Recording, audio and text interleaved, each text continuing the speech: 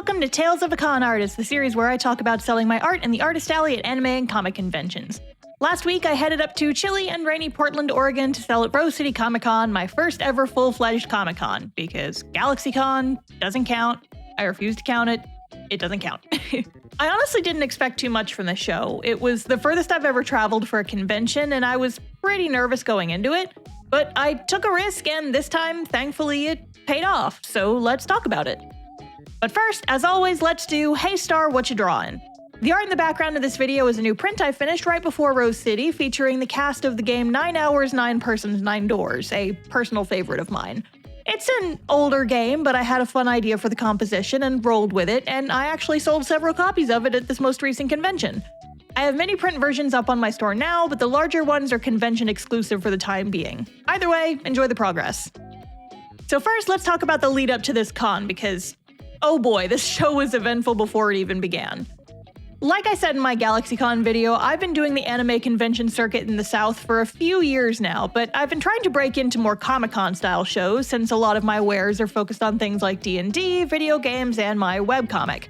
Read castoff-comic.com, by the way, if you haven't already. Wink, wink, nudge, nudge. So this year, I applied to a few of the larger Comic-Cons, like Emerald City Comic Con in Seattle, C2E2 in Chicago, and New York Comic Con, and got rejected from all of them. I think a big part of this is that larger shows tend to lean towards accepting artists with actual published work under their belts, which I, unfortunately, do not have. And no matter how successful I am as a self-published creator, it still makes it harder for me to get my foot in the door. So I started kicking the door instead, and applied to just about any show I thought would be worth traveling to. And then, shockingly, I got an acceptance from Rose City. And I just remember that my first response upon getting accepted was, oh heck, I have to figure out a trip to Portland now. I called my mom, she agreed to come with me to be my helper, and very suddenly I was preparing for a trip up north to Oregon, the furthest north I've ever been. Oh boy. Thankfully, acceptances for the show and placements in the artist alley both rolled out fairly early, so I had plenty of time to prepare. One of the things I noticed upon getting my table assignment was that I was placed in the way back of the room, which wasn't great. But according to some folks I talked to, the back of the room was where autographs and photo ops usually were, so being at the very back of the hall wasn't necessarily a death sentence for my sales. I also wanted to make one of those big vertical standing banners to advertise my comic with, so part of my preparation was making art that could be used for one. I scrambled to get some new art done in the weeks leading up to the convention and got my big 7-foot standing banner in the mail a few weeks before the con. I also made some bookmarks with the same art, put the comic synopsis and website information on the back, and got a bunch of those printed to use as freebie handouts at the convention. We love recycling, and also marketing. I also finished working on my new and upgraded display for this show. I brought the prototype to GalaxyCon a few weeks back, but wanted to go further with it for Rose City, since I'd be getting a big ol' 8-foot table with a lot of extra space. One of the things I wanted to include was a shelf and a special section for the new edition of How to Webcomic. In case you aren't aware, I wrote a book called How to Webcomic back in 2021, ran a Kickstarter for a revised reprint back in spring. The books for that Kickstarter are still being shipped to me via a very slow boat from China, but I was able to have a few dozen copies sent over to me with expedited shipping so I could have a few to sell at the con. They arrived within, days of the event. It was a little nerve-wracking, but it thankfully all worked out in the end. Anyways, I was doing all this prep and work for the convention, but a little thought kept buzzing around in the back of my head during all of it. What if the show doesn't go well? What if it's like Holiday Matsuri and I spend a bunch of money getting my helper and I to Portland and it ends up being a total bust? I saw some conversations online where people were calling it a mid-con, saying their sales weren't great in previous years and that had been struggling with keeping attendance numbers up since COVID. I was trying to stay optimistic, but it was getting harder and harder as the stress mounted closer to the convention. And then, something happened. Rose City Comic Con announced that the entire cast of the D&D show Critical Role would be attending the convention, hosting a panel as well as doing autograph signings and meetups. And suddenly, my attitude towards this con did a complete 180. I've made tons of Critical Role merch over the years, as well as general D&D and tabletop gaming goodies. That stuff has always been a bestseller at almost every con I go to, and now I have a convention with people likely coming from all over to see the cast, who will also be theoretically shopping in the artist alley. Things were suddenly looking very, very good. So just having a ton of D&D and Critical Role merch at my table would definitely be a boon for my sales that weekend, but I also started thinking, oh man, it sure would be nice if I could do a stamp rally for Critical Role like I did with the VTuber one at MomoCon. If you haven't watched my MomoCon video, stamp rallies are a new trend in artist alleys that are organized and run by artist alley sellers. Each participant is giving a stamp card, and if you go around and get stamps from all the participating artists, you'll get some sort of prize for finishing. I participated in one at MomoCon themed around VTubers, and it helped me get a huge boost in sale for my VTuber merch. I started thinking it would be nice to run one themed around Critical Role to really help drive sales over the weekend, but I unfortunately didn't have time to run it myself. I tried to put the thought out of my mind until a few weeks before the con when I got a message on Twitter from another artist inviting me to participate in, you guessed it, a Critical Role themed stamp rally. Everything fell into place so nicely, and I hardly had to do anything. Truly, the universe was trying to apologize for the shit show that was GalaxyCon Austin. For the stamp rally, we decided that we'd all contribute some of the Critical Role merch we'd made and collect them all into prize packs for the winners. I had plenty of sticker designs and small prints I could have contributed, but instead I decided to be a little extra and design a whole new sticker specifically for the stamp rally prize, which is how this design came to be. Anyway, I drew this design together, and I could have just made the stickers at home as I usually do, but ultimately, with the amount of prize packs we were planning, it would have been difficult and time-consuming to print and cut over 100 stickers at home. So instead, I opted to get them printed by a sticker manufacturer I've used before. I won't say their name, but their quality is pretty good, and their shipping times were fast enough that they could get them to me before I left for Portland. I ordered 200 stickers, 100 for the stamp rally, and 100 for me to sell at my booth to help recoup the cost of getting them printed.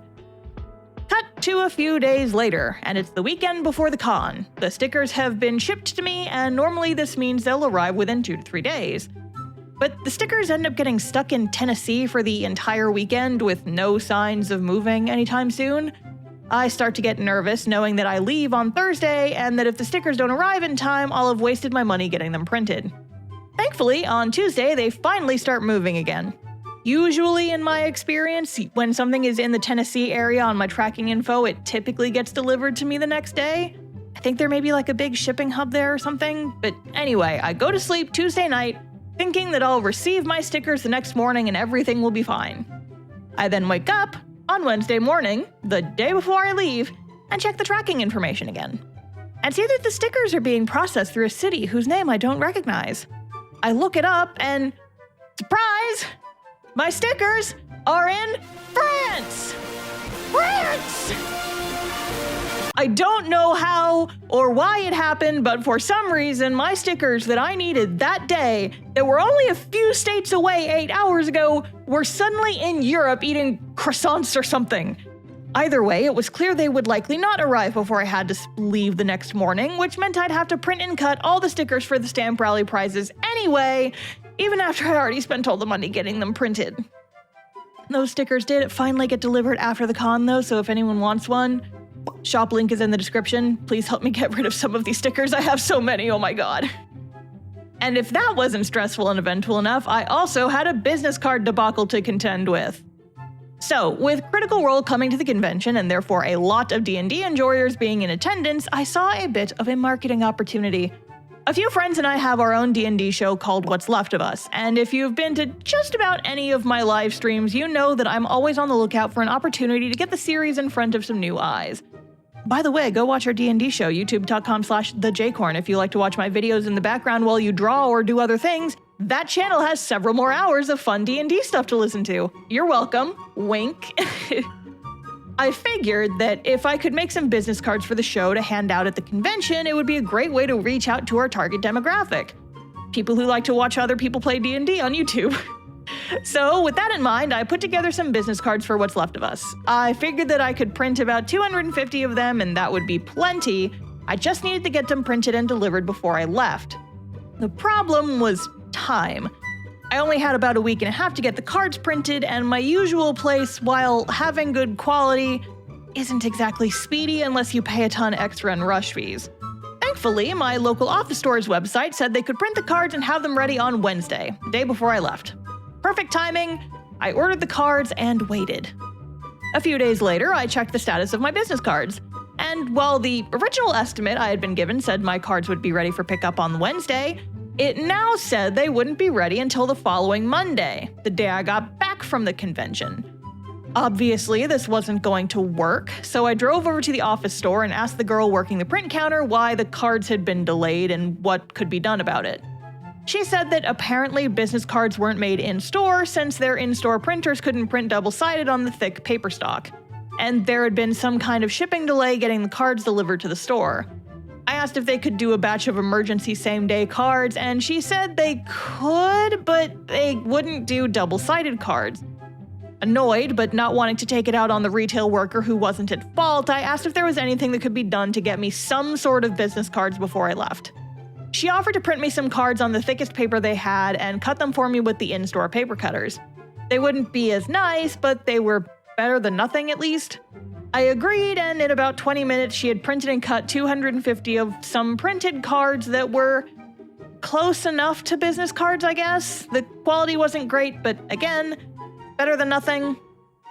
Also, I didn't get her name, but shout out to the clerk at the office store who helped me with all this and ended up asking about the design on the cards, who I may have convinced to watch What's Left of Us.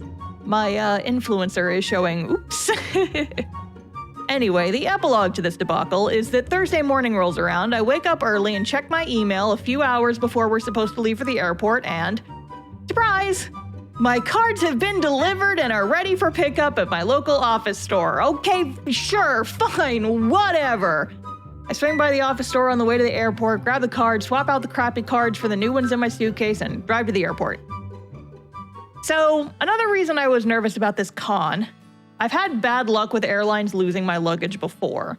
If you watched my Holiday Matsuri video, you'd remember that Southwest lost my suitcase with all of my inventory in it for about 20 minutes before finding it again, aka the scariest and most stressful 20 minutes in my life. And that was a direct flight, with no stops in the middle. But there are no direct flights from Austin to Portland, which meant I was going to have a layover with a flight change, which meant all the more opportunity for the airline to misplace my luggage with all of my stuff in it. To remedy this, I bought a few AirTags and shoved them into my luggage. I thankfully didn't end up needing to use them, and my luggage was thankfully delivered safely, but it was nice to have a little bit of reinsurance that if my bags did get lost, I'd be able to figure out where they were at the very least. I did do a bit of a stupid with my luggage though. I forgot to bring headphones so I could watch a movie on the plane, bought some new headphones at the airport, put the headphones into my rolling carry-on, and then when they announced that they'd be having a full flight and they'd be able to stow rolling suitcase carry-ons under the plane for free, I gave them my bag with my new headphones still in it. So no movies on the plane for me. Oops. Anyway, the flight to Portland was relatively smooth and uneventful. Took a flight from Austin to Denver, 2-hour layover, then onward to Portland. Caught an Uber from the airport to the hotel, checked in, went to dinner with some family who lived in the area, reconsolidated my bag so I only had to take 2 suitcases to the convention center the next morning, and crashed. A bit annoying the con didn't let us set up the day before, but whatever. One cool thing is that we had a very nice view out our hotel room window. We could see the convention center directly across the street, but we were high enough to see over it and saw the entirety of downtown Portland in the distance. I definitely fell asleep watching the traffic and city lights every night we were there. It was very nice, and we didn't even have to pay extra for a nice view, which was cool. And then the next day was Friday, day 1. So, first thing to note on Friday morning, the 2-hour time change was brutal. I was used to waking up at around 8 a.m. on Central Time, which translated to 6 a.m. Pacific. I ended up waking up before the sun rose, no alarm, on all 3 days of the convention, which was convenient, I guess, if not sort of annoying. We got up, we got dressed, grabbed breakfast at the little shop in the hotel, and lugged my suitcases over to the convention center. Mom convinced me to reserve the slightly more expensive hotel that was directly across the street from the convention center, and while I griped about it while making the reservation, it did end up making things a lot easier. And the weather the whole weekend was so nice. I was used to 100-degree plus weather back in Texas, so the sudden change to cool mid-60s in the mornings was heavenly. Felt like winter in Texas. It was awesome. Anyway, we walked over to the convention center, checked in, got our badges, and went to set up. I was worried that my location being all the way at the back of the hall would be a detriment, but it ended up being a better spot than I expected. very close to one of the main entrances, and at the end of a row right next to one of the main thoroughfares between the artist alley and celebrity photo ops and autographs. Because of where photo ops were located, attendees had to walk through or at least past the artist alley and pass by my section to get to the celebrity meet and greet area. A good way to control traffic through the artist alley. Unlike some conventions I could mention, GalaxyCon. A slight hiccup in setup was that based on the emails I got before the con, I was expecting an 8-foot table. I ended up getting a 6-foot table and a smaller 4-foot table placed next to it like a Tetris L shape. I didn't plan for an L table, which means the back corner was basically exposed, awkward table space with no display on it. We ended up just using the extra space as a print packing station all weekend, but if I knew I was going to have that extra space, I would have brought some more stuff to display. Plus, I usually use my photo backdrop to help clamp my display to the table, and the L table made that almost impossible. Plus, one of the tables was about half an inch higher than the other table, and the main table was thinner than anticipated. All this combined meant the setup that should have only taken an hour, maybe an hour and a half, ended up taking closer to 4 hours instead. I had to completely dismantle half my display because I couldn't put my slanted portfolio display on it without the whole thing threatening to topple over, even when it was clamped down, and then I had to make a ton of adjustments on the fly to get the rest of the display to work together. The end result worked, but by the time we were finished, my brain was completely fried, I was feeling snippy and kind of agitated, and we hadn't even opened for attendees yet. Combined with this, one thing that did make me nervous was the fact that my display was breaking the rules on the website slightly. On the webpage with all the rules for Artist Alley, they specified that Artist Alley's displays need to be a majority print media. A small section of the table can be set aside for other products like pins or apparel, but printed media should be a majority of your display. And to be fair, I did have a lot of prints and stickers, but keychains and pins have always accounted for the majority of my sales, so I wasn't too keen on leaving them at home. I took a bit of a risk getting my display set up like normal and just braced for staff coming over to tell me I had to change my display and take down some of my keychains.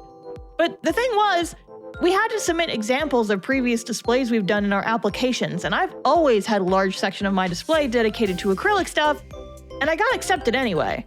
So I was prepared to push back if they decided to give me trouble, but I ended up snooping and walking around the alley a little during setup and saw so many people also breaking that rule. I even saw a few tables that were entirely pins and apparel, so I figured that that rule probably wasn't being taken too seriously, and my nerves calmed down pretty significantly. And sure enough, I didn't have any trouble with staff over the weekend, so all good, I suppose? Ask for forgiveness rather than permission, I guess? Sure, let's run with that moral. After setup, I had just a little bit of time to walk around and socialize before they started letting attendees in. Traffic was a little slow at first, but it didn't take long to start picking up pretty majorly. Like I said before, my table ended up being right next to one of the main thoroughfares through the convention, and the cast-off banner was visible from all the way down at the entrance. We had a lot of folks come by and participate in the Critical Role stamp rally, and a few even said they had found out about it from me posting about it on YouTube and TikTok, which was neat. My marketing worked. Yay! I gave out almost all my cards on the first day, and even saw a bunch of people who were almost finished with the rally by the afternoon of the first day. Critters are wild. As was expected, I sold a lot of Critical Role keychains and stickers. I sold out of a few sticker designs and got close to selling out of a lot of charms by the end of the day. I also saw a handful of Baldur's Gate cosplayers. I have been playing that game quite a bit in the last few weeks, but because the game is so new, I didn't have time to put any merch together before this con. But I did make a tip jar for the first time and had to include a reference to the game. If you know, you know. Gale Dinner was definitely a big hit with attendees and was a great conversation starter throughout the weekend. I'm gonna try and finish some Baldur's Gate stuff for Anime Weekend Atlanta next month, but we'll see. It's gonna be busy. Anyway, in addition to making lots of sales, way more than I anticipated, I also had a few people recognize me from my big cast-off banner, several who said they read the comic, and a lot of folks who said they watch my videos. So if any of you are watching this, hi! Thanks for making me feel really special by knowing who I was and saying you liked my comic. Friday went by pretty quickly, all things considered. Once the con actually opened, it was so crowded and busy I barely even had time to sit. The exact numbers were hard to determine during the day, considering a larger than average portion of my transactions were in cash, but I got pretty close to breaking even within the first few hours of Friday, and definitely past the breaking even point by the end of the day, which made the rest of the weekend look extremely promising, especially since the Critical Role events didn't start until Saturday. I remember sitting at my table thinking, oh thank God, I finally brought my mom to be my helper at a convention where I'm actually doing well. Both of the previous conventions she used to come with me to have been either really slow or a bit of a bust, so it was cool that she got to see me in action and actually being relatively successful at a busy show. Yay! Also, last thing that happened on Friday, saw a llama. There was a llama at the con, just walking around and chilling. The llama is apparently a local celebrity and was a guest at the convention, which was interesting. Once the day ended, we went back to our hotel and ordered pizza delivery, and then had a reprise of the how do we fit this pizza box into a comically small hotel refrigerator incident from Hallmat. After dinner, I tallied up my cash transactions and did all the math, only to realize that I had officially passed my Friday sales record. The con was officially going extremely well, and I had high hopes for day 2. I woke up way too early on Saturday, again, because time zones kill the man, and also the exhibit hall opened at 10 a.m., 9:30 for FastPass attendees, which meant we needed to be up early so we'd have time to get breakfast and set up before people started wandering the hall. It was gonna be a long day. While we got ready in the morning, we watched out the window and saw the line outside the convention center getting longer and longer as the morning went on. The Critical Role panel was first thing in the morning, and while it required reservations, folks were getting there early to make sure that they could get good seats. Plus, I even heard a rumor going around that they had a handful of standby seats in case anyone with a reservation didn't show up, and there were probably people fighting to get those. So it's Saturday morning, and that's the line for Critical Role. Godspeed, you funky nerds. Oh my God. We headed over to the convention center right as they started letting people in. I got a chance to wander around a little bit before the show opened, but only had time to check out a few aisles. One thing that was new to me at this con was a lot of tables in the artist alley ended up being taken up by writers with big stacks of books to sell. Most of them were clumped together in one section of the alley, but they still had more traditional artist alley folks mixed in amongst the writers. I heard from a few of those folks that they had pretty miserable sales over the weekend due to lots of attendees skipping over aisles that were predominantly writers. So that's some critique I'd offer the convention in the future. Maybe give writers their own little section in the artist alley to avoid that happening again. I kind of felt bad considering I was making amazing sales, but other folks were saying they barely broke even over the weekend. That kind of stuff always bums me to hear about because I know how much that sucks.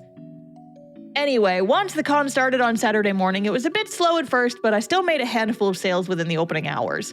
The Critical Role panel was happening first thing that morning, but once that was over, all the panel attendees flooded back into the con and sales picked up again.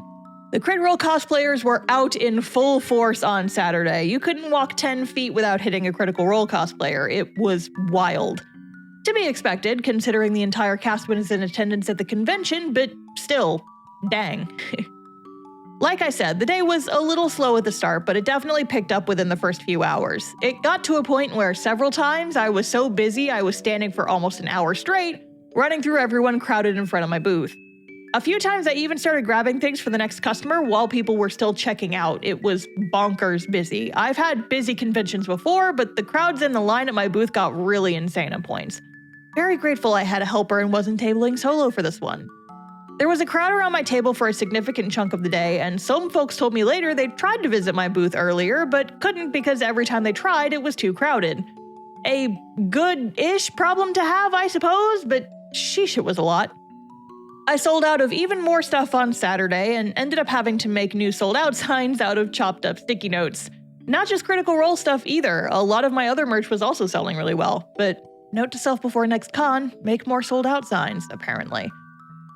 Even more people recognized me on Saturday, to the point where I want to say that more than a quarter of the people who came and talked to me at my booth knew who I was. And considering I had a very busy day and talked to a lot of people, that's a lot of people! Lots of folks telling me they read and enjoyed my comic, lots of fellow exhibitors telling me they watched my videos. I even had a number of people tell me they saw my How to Webcomic videos and had started making their own comics after watching them, saying I had inspired them to start working on their own series. And I mean, I do get comments like that on my videos sometimes, but hearing it in person felt like genuinely so incredible. Getting to see the real people who are making their stories happen and thanking me for helping them get there was such an amazing experience, and I was definitely riding that high all weekend.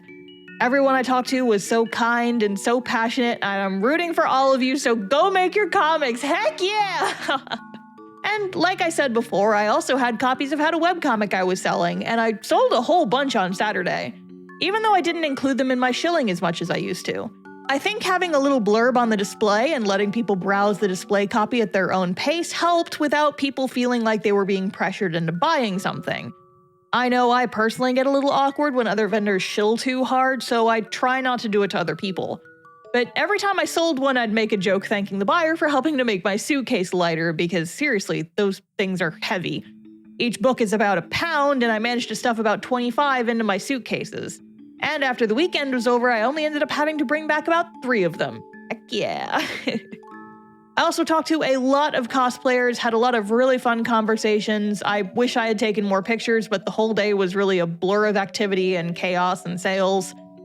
I'd argue, though, that the best part of Saturday was at one point when the crowds had kind of thinned out a little bit and I could finally sit for a few minutes. I was looking down at something on my table, saw a small group of people walk up in my peripheral vision, started giving them my usual spiel of, let me know if you have any questions, feel free to flip the keychains, da-da-da-da-da. And halfway through the spiel, I finally looked up and saw a freaking Frankie cosplayer standing in front of me. Like Frankie from my webcomic, Frankie. I am not proud of this, but I did scream out of a combination of joy and also getting jump scared by a cosplayer from my own webcomic. See, okay. The other 2 times I've had cosplayers come visit me at conventions, I knew in advance they were coming. They either mentioned it to me on social media or at the convention that they'd be wearing a cast-off cosplay later on in the weekend. So getting visited by a cosplayer completely unexpectedly, we'll just say that I needed a minute to calm down after that one. Oh, my little heart can't handle it.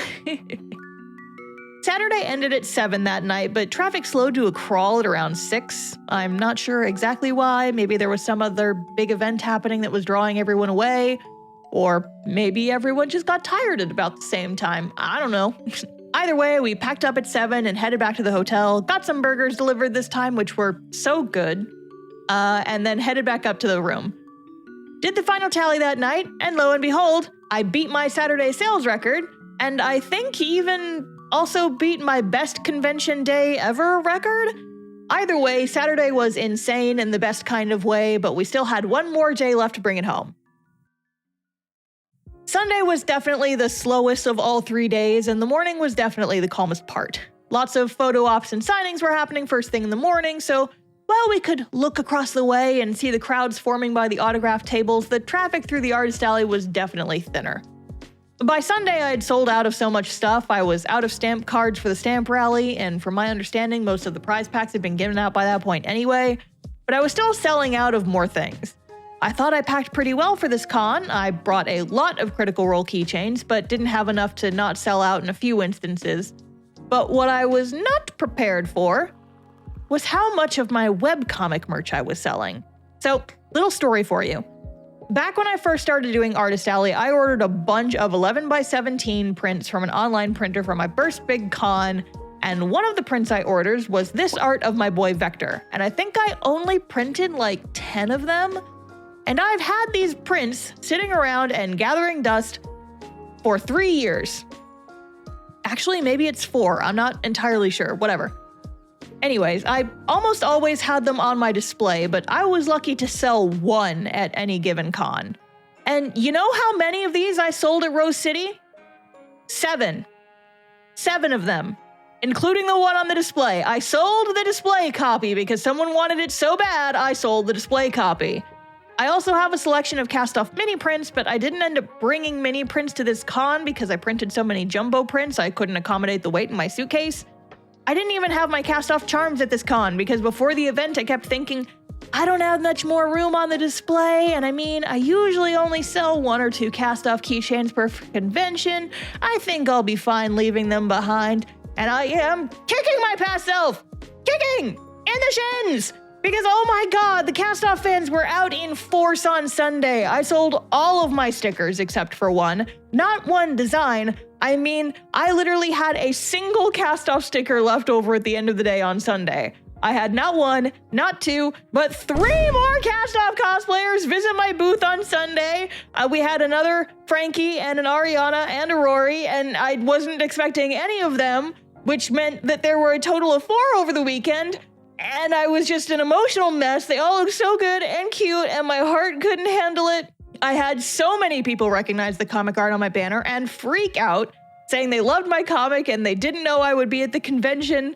I even got a few gifts from attendees who brought me fan art for the series, which I have now stuck on my bulletin board at home. Suffice to say, even though Sunday was the slowest day for sales, it was somehow the most chaotic for my heart. Because, oh my god, 4 cosplayers from my webcomic at a single convention, the Pacific Northwest, is spoiling me rotten. I didn't know how I had so many readers up there. Oh my god. Clearly, I need to get out of Texas more often because it was wild. So anyway, after a fairly eventful Sunday, the con finally wrapped up at 5. We packed up my booth and headed back to the hotel, grabbed dinner, and spent the rest of the evening chilling. I don't think I sent a Sunday profit record, but I still made some pretty good money on the final day, and also went home with a heart full of butterflies and happy feelings, which was lovely. And the following day was the trip home.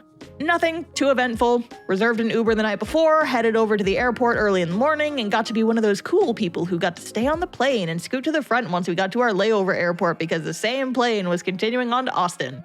We got back to Texas, packed up the car, drove home, passed out, the end. So obviously this was a fairly successful convention for me. I took a risk attending a con I had no experience with, and it turned out amazingly. But there were also a lot of things outside of my control that ended up working in my favor. Critical Role attending the con was obviously the biggest one, but they didn't announce they were coming until a few weeks before the convention, and by that point I had already applied and been accepted into the Artist Alley. I had no way of knowing that would happen in advance, and the fact it did happen was a massive amount of pure luck. And the stamp rally we did also definitely helped bring the Critical Role crowd over to my booth, but again, I didn't have to run that myself, and most of the work was delegated to the folks who were actually running the rally. I designed a new sticker for it and helped advertise on social media before the show, but I didn't really have to handle much, if any, organization on my end. My placement in the alley was also pretty good, which, again, I had nothing to do with. Being placed at the end of my row right next to where a lot of people were walking and my stuff was really visible was definitely nice for getting traffic coming to my booth, and I think my big standing banner helped a lot, but I had no control over my placement in the alley, so that was also just pure luck on my part. I don't want to give myself zero credit though. I reworked my entire display to be more organized and printed out big sticker wraps for my display boards to help make my displays more easy to parse and also match my branding better. I think everything turned out really nice and cohesive, and while there's a few adjustments I'd like to make in the future, it'll likely have to wait a little while since I'm only doing one more con before my convention hiatus. I also have a big overhead print display now, which I didn't have at my last big travel con, so I think that definitely helped my visibility.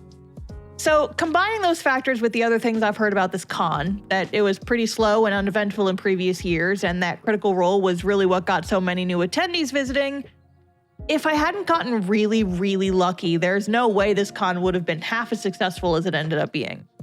So there's part of me that's a little bit hesitant to do this con again in the future. Out-of-state conventions are always expensive considering you have to pay for flights and hotels, so there's more of a risk involved when committing to them. But then I think back on how nice folks were at this con, how well organized it seemed in general, how smoothly everything ran, and how many people I got to meet who knew who I was and were excited to see me. That's definitely helping to tip the scales on the definitely coming back in the future side. So will I go back to Rose City Comic Con in the future? Right now it's a maybe leaning toward a yes.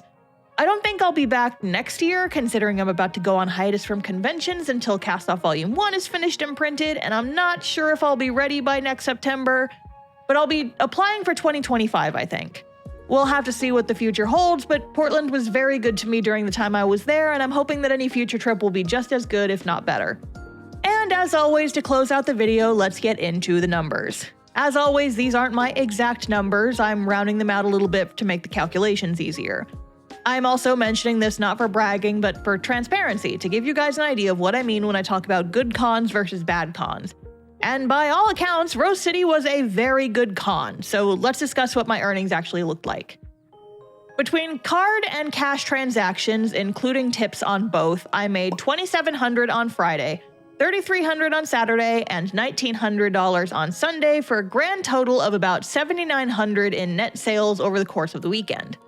But that's obviously not pure profit, as we also have to factor in the expenses. The table cost was about $350, buying the plane tickets for both myself and my helper amounted to about $900. The hotel cost just over $1,000 for 4 nights, Thursday through Monday. The Ubers we rented to and from the airport totaled to about $120. Gas to and from the Austin airport was about $20. Airport parking was about $70. I had to buy insurance for this show, which was about $50 for the weekend.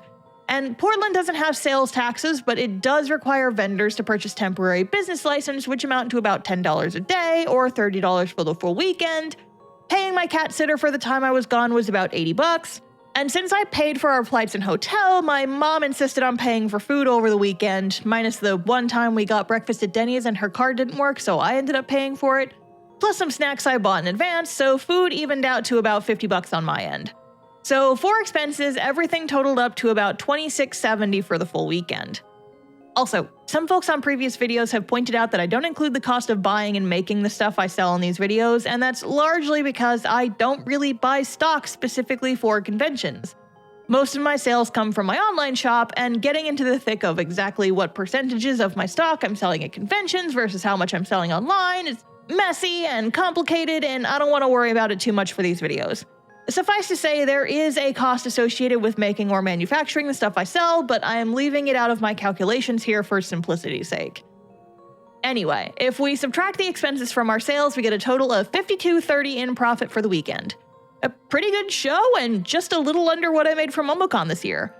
Overall, with expenses included, I think this is now the 3rd best con I've ever done, only just trailing behind MomoCon 2022 and 2023 in 2nd place. However, MomoCon is a 4-day con, so my profits are naturally going to be higher because there's a full extra day included. I think the only 3-day con I've done that got close to what I made at Rose City was San Japan a few years ago, and that's just because I had a combination of good sales and very few expenses since I crashed on a friend's couch. Overall, the con was an expensive one, as cross-country flights and hotel aren't cheap. But I'd say the good sales more than made up for it overall. Whether or not I return to this con in the future is still a little bit up in the air for the reasons I mentioned earlier, but we'll cross that bridge when we get there. As far as the future goes, I have one more convention on the docket for this year, Anime Week in Atlanta, which happens at the end of October. And like I mentioned in my last video, after AWA is over, I'll be taking a hiatus from conventions for a while so I can focus on getting Cast Off Volume 1 ready for print, as well as some other projects I need to focus on. I'll be doing a con vlog about AWA when the time comes, but after that we won't be getting any more convention vlogs for a little while. However, I'm considering doing some videos about Artist Alley in general, including how to get started and some tips and tricks I've picked up from doing cons for the last few years. Let me know in the comments if that's something that interests you, as well as any questions you have about doing conventions, and I'll try to include the answers in the video when it comes out.